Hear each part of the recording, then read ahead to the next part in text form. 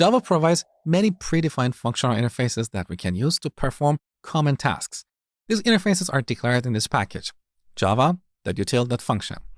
So, as you can see, we have quite a few interfaces here that we can use to perform common tasks. Now, the list may appear overwhelming, but trust me, this is actually easier than you think. We basically have 4 types of functional interfaces in Java.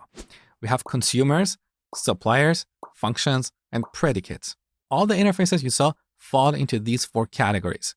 First, I'm going to give you a very brief explanation of each of these types, and then over the next few videos, we're going to study each of these in detail.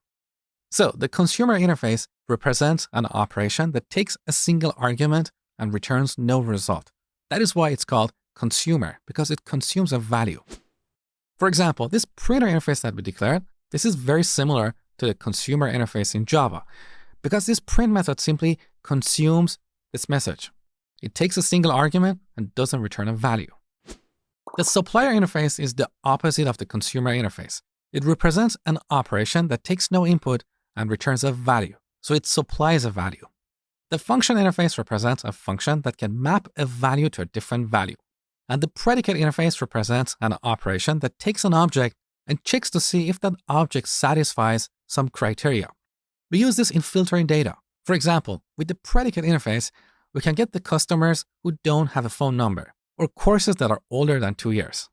Next, we're going to look at the consumer interface.